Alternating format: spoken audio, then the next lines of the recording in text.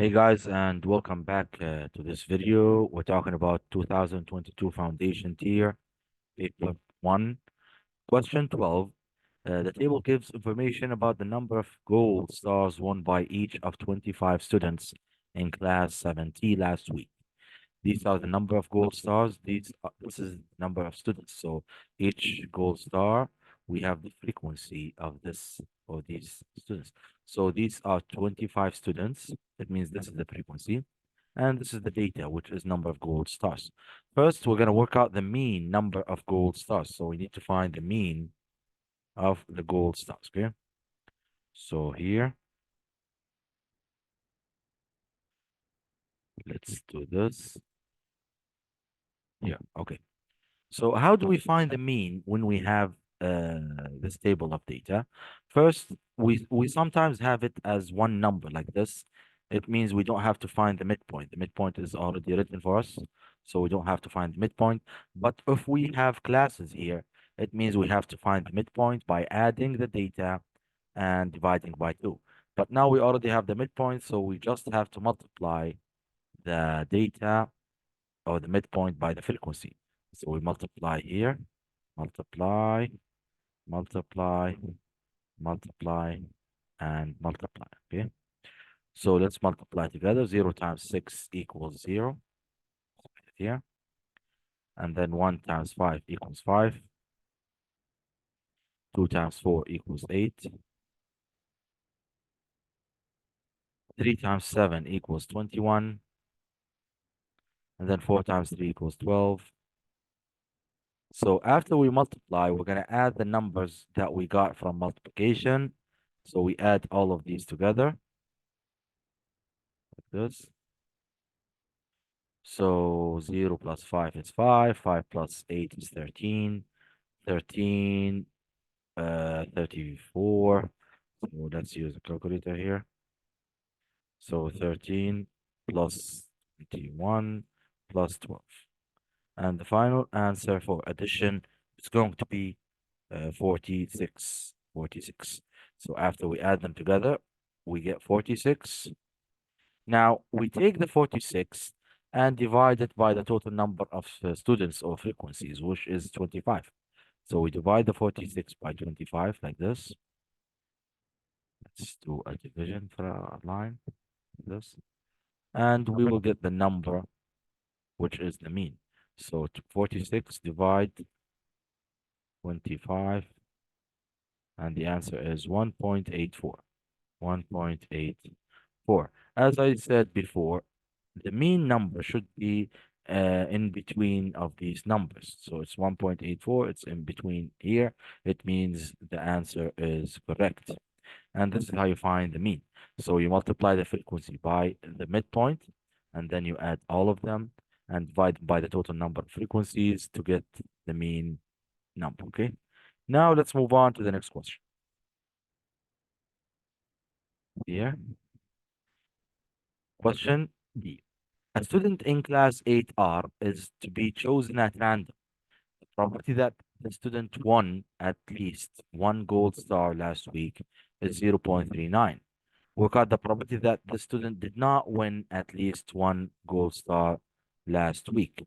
Now, because the probability that he won is 0.39, and all probabilities should add up to 1, it means we take this probability and subtract it from 1. So we're going to say 1 minus 0.39, and the answer will be 0.61. So the probability that the student did not win is 0.61. So focus on this. All probabilities should add up to 1. It means we take this probability and subtract it from 1 to get the answer. Now let's move on to the next question. Question 13. On the grid, draw the graph of y equals negative 2x plus 3 for values of x from -1 to 5. Now, we're going to use these values and make a table of substitution and put the values of x's to find the y. And then we're going to draw it on the graph here, okay? So let's take the grid here. Let's zoom out so we can have the whole grid like this.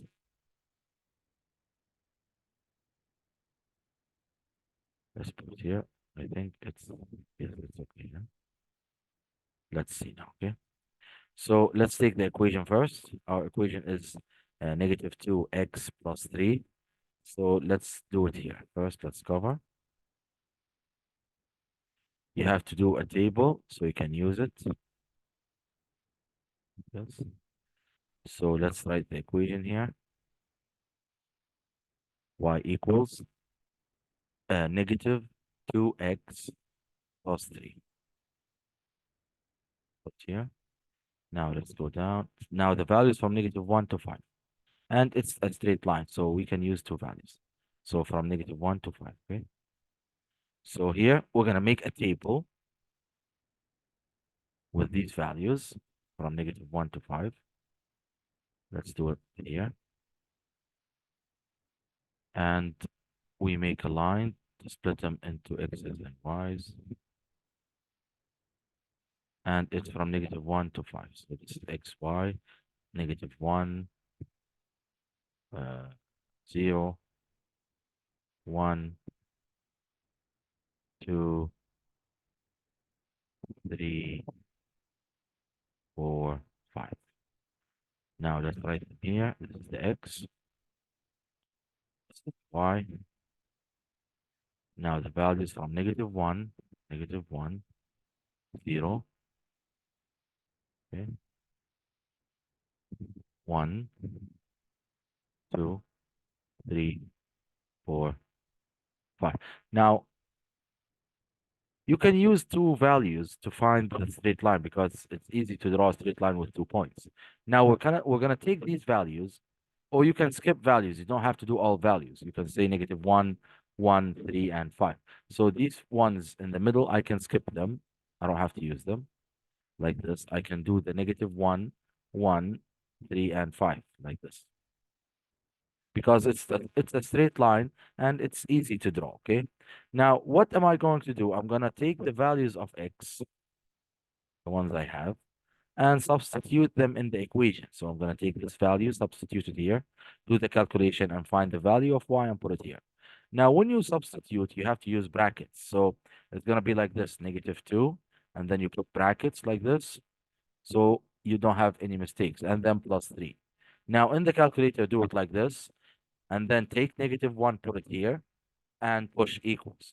So I'm going to do it like this, negative 2, brackets, put negative 1 inside the bracket, and then plus 3 outside, okay? Push equal, and I'll get the first value, which is 5. As I said, because it's a straight line, you don't have to do all the points or all the numbers. Now, here I got this one, which is 5, so I'm going to write it here. This one is 5. Now I'm gonna take the one, put it here, same idea. So instead of erasing the whole thing, I just erase what's inside the bracket and put 1. And then I push equals and the value will be 1. So I'm gonna write it here. And then I move on to the next one, which is 3, put it here, same idea. Put 3, push equals, I get negative 3, and I write it here, negative. And the last one, which is 5, same idea. I put the 5 here instead of the number inside the bracket. Push equal, I get negative 7, so I write negative 7. Now I have all the values, which are the coordinates of the line. I can use the first one and the last one. Because it's a straight line, I don't have to use all points, okay? Now let's use this one first, which is 5, negative 7. So 5 and then negative 7 comes here. I put a point. And here negative 1 and 5, so negative 1 and 5, I put a point like this. And then I connect them with a line like this. And this is the straight line of y equals negative 2x plus 3. Focus on substituting, focus on putting the bracket instead of the x, focus on taking the coordinates and putting them on the grid. Now let's move on to the next question. Question 14. In 2001, the total number of cars produced in the world was 39.8 million. In 2006, the total number of cars produced in the world was 10.1 million, greater than the total number produced in 2001. So it means this one plus 10.1 million. Now, express express 10.1 million as a percentage of 39.8 million. Give your answer correct to one decimal place. It means make this as a percentage. Make this as a percentage of this one. So 10.1 out of 39.8, make it as a percentage. That's the question. So the idea will be like this. So first, I'm going to take 10.1 like this, divide 39.8, and multiply it by 100. Because if I want to make it as a percentage, I divide them by each other and then multiply them by 100 times 100. Now I'm going to do it in the calculator and I'll get the answer. So 10.1 divide 39.8 and then times 100. And the answer is 25.37. And they needed one decimal place. So 25.376. Okay. So to one decimal place, it means it's 25.4 because this is the first decimal place. The 7 is big. It will add 1 to the 3. It's going to be 4. So the answer is 25.4%. And this is how you express two numbers out of each other as a percentage. Now let's move on to the next question.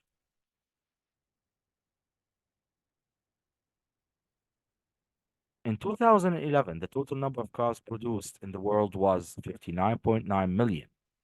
In 2016, the total number of cars produced in the world was 21% greater than the total number produced in 2011. So this one, more than this one by 21%. Now, in 2016, the total number of cars produced in the world was n million. Work out the value of n correct to the nearest whole number. So we're going to find the value of n using this percentage. It means here, greater, it means increase by 21. So we can find the multiplier and multiply it by this one. To find the multiplier, we can say 21 divide 100 because it's a percentage. And because it's increasing, I'm going to add 1 to it. So to find the multiplier, first you divide the percentage by 100. So it will equal 0.21. And then you add 1 to it because it's increasing. So 1 plus 0.21 is going to be 1.21. So this is the multiplier. Now I'm going to take the multiplier and multiply it by this to get the answer. So I'm going to say 59.9 times my multiplier, which is 1.21, and I will get the answer. So 59.9 times 1.21, and this is the multiplier, and the answer is 72.479. And because they need it to the nearest whole number, the nearest whole number is the number before the decimal point, and the 4 small, so this means the answer will be 72. Now, this is one of the methods, so find the multiplier and use it. Or you can take the original number, multiply it by the increase, so you're going to say 59.9, multiplied by the percentage, which is 21 over 100, like this. So you find what's 21% of 59.9. After finding what's that, you're going to add it to 59.9. So first we find the percentage. That's another method. You can use the first method for this one. It's up to you. And then you multiply it by the 21%. And the answer is 12.579. So 12.579. Now you take the 12.579, add it to this one. So plus 59.9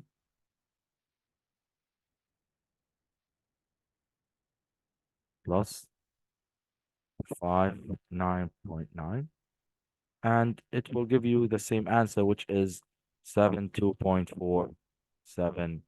9. And then when you round it, it's going to be 72. Or use the whole numbers rounded, it's going to be 72. So both of them will give you the same answer if you find the multiplier and multiply it by the original, or you multiply the original by the percentage and then add it to the original. Same idea. Now let's move on to the next question. Okay, next question. Question 15. The diagram shows a shape ABCDEFG made from a square ABDF and three identical isosceles triangles. These are isosceles and they are identical. BCD, DEF, and FGA. The question is, the perimeter of the square is 48. So the perimeter here is 48. The perimeter of each isosceles triangle is 30. So this one is 30. Got the perimeter of the shape A, B, C, D, E, F, G, all the shape. So this means what? This means we need to find the lines here by using these numbers. Now, as we know, the perimeter of the square is 48, and the square has identical sides. So we take the 48 divided by 4 to find each side. So first step, 48 divide 4, and we will get the sides of the square. So 48 divided 4 is 12. This means that all of these are 12. So 12, 12, 12, and 12.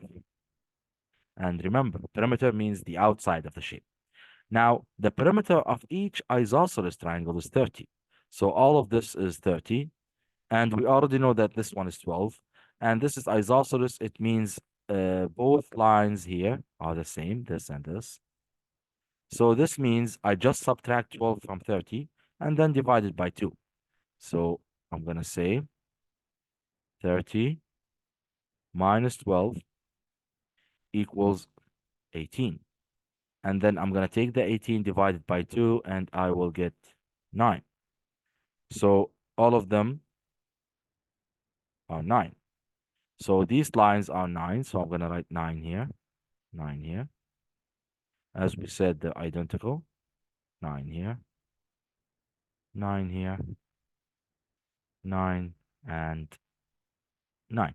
Now, to find the perimeter of the whole shape, it means I'm going to add all the sides from the outside. So these sides from the outside. I'm not going to involve the ones on the inside, just the ones on the outside like this. Okay. So I'm going to add them together to get the perimeter of this shape. So let's add them here. So how many nines do we have? We have 1, 2, 3, 4, 5, 6. So 6 nines. I'm going to multiply the 6 by the 9 and then add a 12 to it. So 6 times 9 equals 6 times 9 is 54. And then I'm going to add the 12 to it because it's the only 12. So the answer will be 66 centimeters. So the perimeter of the whole shape is 66 centimeters. So focus on the steps. First thing we did, we divided the perimeter of the square by 4 because all sides are the same. We got 12 on all sides. And then we subtracted 30 or 12 from 30 to get 18 and then divided by 2 because this is an isosceles triangle. It means both sides are the same. And the base is 12. So subtract from 30 and then divide by 2. We got 9. So we got 9 for all of them. And then we add all the 9s to get 54. And then we add the 12 to get 66. Now let's move on to the next question. Question 16. Here are the first 5 terms of an arithmetic sequence, 1, 5, 9, 13, and 17. Find an expression in terms of n for the nth term of the sequence. So we need to find the nth term. So let's come here, let's zoom in, yes. As I said, you can use two methods here. Okay, let me come first. The first method is to find first the first difference here. How did the 1 become 5? Very good, by adding 4. And they already told you it's arithmetic, so all of them are plus 4. And then you put n next to the 4 here. And then you come here, put the 4, same idea. How did the 4 become 1? Very good, by subtracting 3. So minus 3. This is one of the easiest methods to find the nth term in a sequence. So how does the 4 become 1? By subtracting 3. So this is the nth term of the sequence, which is 4n minus 3 or minus 3 plus 4n, same idea. You can say it's 4n minus 3. Now, the other method is the a1 plus dn minus d. So you can use this rule, a1 plus dn minus d. Now, a1 is what? a1 is the first term, which is 1. And d is the difference, which is plus 4. And n, you write it as it is. So you write it like this, 1 plus 4n minus 4. And then to simplify it, minus 4 plus 1 is going to be negative 3. So 4n minus 3. And it will give you the same answer that you got from the first method. Okay. So both of them are the same. You can use any method to find the nth term. Now let's move on to the next question. Here we have question 16. The nth term of another arithmetic sequence is 3n plus 5. Find an expression in terms of m for the 2mth term of the sequence. So this means what? It means instead of n, put 2m.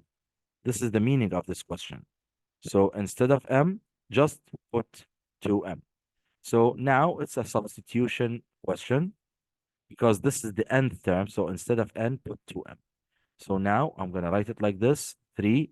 And instead of n, I'm going to put a bracket here, n bracket, and then plus 5. Okay, plus 5. Now, instead of n, we're going to put 2m. So here I'm going to put 2m like this. Now I'm going to expand the 3 inside. So here. And expanding means multiplying it inside. So the 3 will be multiplied by the 2.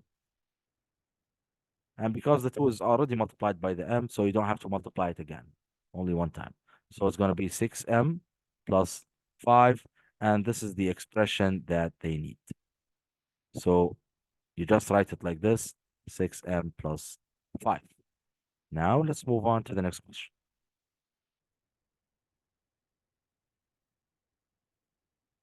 Question 17, here is a biased four-sided spinner. And the word biased means what? It means it lands on numbers in different probabilities. So they're not fair. It's not a fair spinner. So the probabilities will be different. Now, the table gives the probabilities that when the spinner is spun once, it will land on 1 or it will land on 3.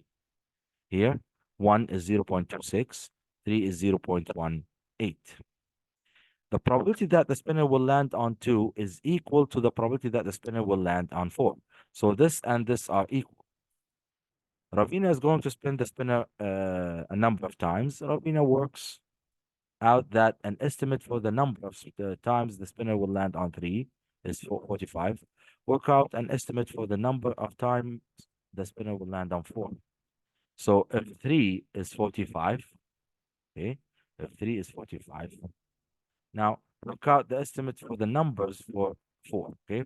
So first thing we do, we have to find the probabilities of 2 and 4. And as the question said, they are both the same. They are both the same. This means what? This means if this one is x, if this probability is x, this one will be x. Same. Now, all probabilities add up to 1. So first thing we do, we're going to add all of these and make them equal 1. So add all of these here, like this, plus,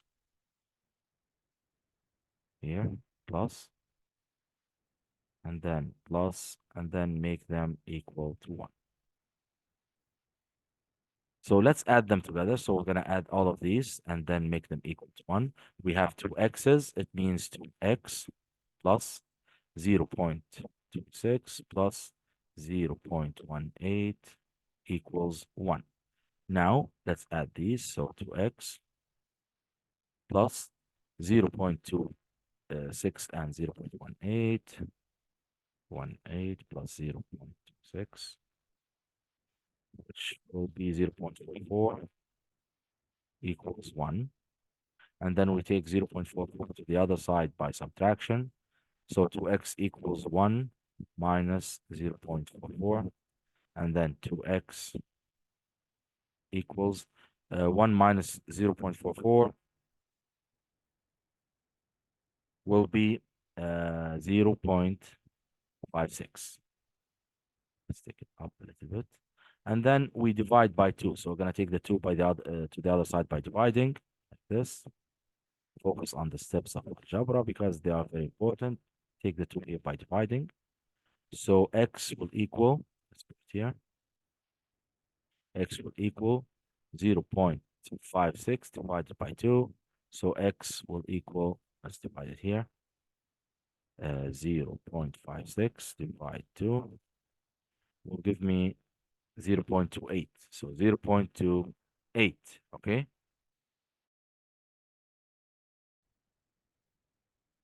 So now after we found the value of x, we're gonna put it here. So this one will be 0.28. So here, let's say this. Let's put it here down, okay? So this one will be 0.28. Same idea with 4 is 0.28, okay? Now let's continue with the question. Okay, let's see.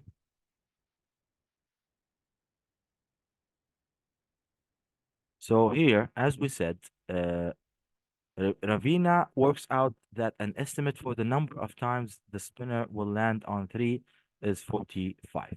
So 3 is 45. Okay, we are looking for the number of times that the spinner will land on 4. So I'm going to use the X method here, this one. So I'm going to put the 4 boxes like this.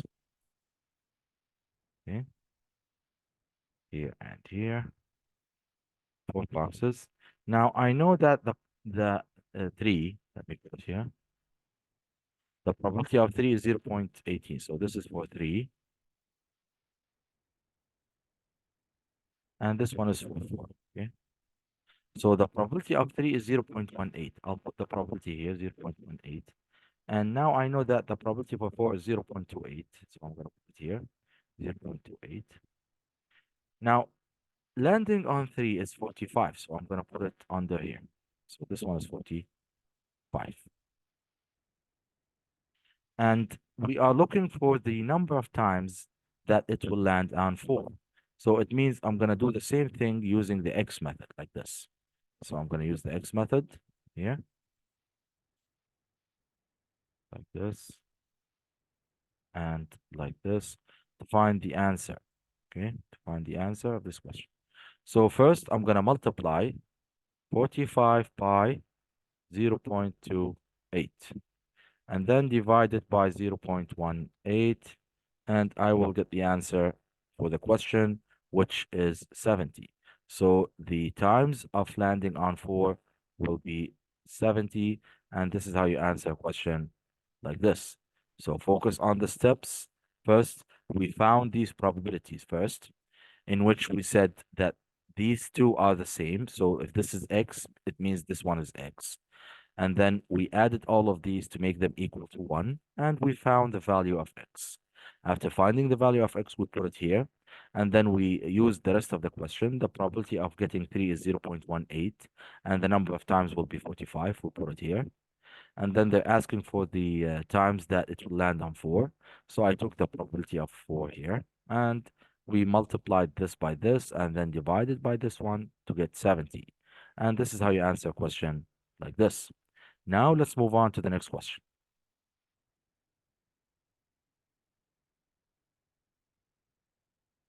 Question 18. Find the highest common factor of 56 and 84. Show your work clearly. Highest common factor, not highest prime factor. or the common prime factors. These are the common factors. It means you're supposed to find the common factors for each one of them and then find the highest one. So first, let's take the 56 here, okay? And then we're going to take the 84 to the other side. So take the 56 and find the factors of 56. Now, how do you find the factors? First, you write 1 times like this, and then 2 times, 3 times, 4 times, okay? And then 5 times until maybe 6, and then you stop, okay? So 56, how do you find these numbers? By dividing. 56 divide 1 is going to be 56. And then you take the calculator, you take 56 divided by 2, it will give me 28. It means this one is 28. You go to the next number, 56 divide 3, it gave me a decimal, so it's not going to be counted. Skip it. Now 56 divided by 4, it gave me 14, so this one is 14. Go to the 5. 56 divide 5. If it's a decimal, skip it. Go to the other one. So 56 divide 6. It's a decimal. Skip it. Try 7. Okay. So 56 divide 7 is going to be 8. And then 8 will be repeated, so you can stop here. So the factors of 56 are these numbers, except the ones I put a line on. So these are all the factors of 56. I'm going to do the same with 84. So I'm going to write 1 times, 2 times, 3 times, 4 times, 5 times, same idea, 6 times, 7 times, for example. Now I'm going to start from the beginning. 84 divide 1 is going to be 84. And then 84 divide 2, same steps, is going to be 42. 84 divide 3 is going to be 28. 84 divide 4 is going to be 21. And then 84 divide 5 is a decimal, so skip it. 84 divide 6 is 14. And then 84 divide 7 is 12. Now, can I divide it by 8? It's a decimal. 84 divide 9, it's a decimal. Now, I have all the factors for 84, like this. I'm going to put a line here. Now, these are the factors of 56, and these are the factors of 84. They are asking for the highest common factor between them. So I take a look at all the factors here. 1, 2, 4, 7, 8, 14, 28, 56. Here we have 1, 2, 3, 4, 6, 7, 12, 14, 21, 28, 42, 84. So I notice that 28 is the highest one in common between the two groups. It means the answer is 28. And this is the highest common factor between them. Now, you have to focus on the steps of answering this question because they are very important. And this is how you answer a question like this. Now, let's move on to question B. Find the lowest common multiple of 60 and 72. Show your work clearly. We're going to do this and then we're going to stop the video. So how do you find the lowest common multiple? It means you multiply the number by 1 and then by 2, by 3, like this, until you reach a common number between them. So let's take a look at the 60 first. 60 times 1 is 60, times 2, 120, like this. Okay. 60 times 3 is 180. So you write it like this, okay, 180. And then 60 times 4, 240. These are the multiples. 60 times 5. You can do till 5 or 6 equals 300. 60 times 6, 360. 60 times 7, 420. You can stop here and do the other one and check. If you're still not getting any common ones, you can continue. So 72 times 1 is 72. 72 times 2 is 144. 72 times 5, 2, I'm sorry, 3 is 216 times 4 is 288 times 5 is 360. So I noticed that I got 360 here and 360, and this is the lowest common multiple between them. Nothing else is in common. So 360 is the common one here, and it's the lowest common multiple. Okay. And this is how you answer a question like this. So the lowest common multiple is 360. Focus on the steps of finding the highest common factor and the lowest common multiple. And this is how you answer a question like this. Thank you very much for watching. See you next time.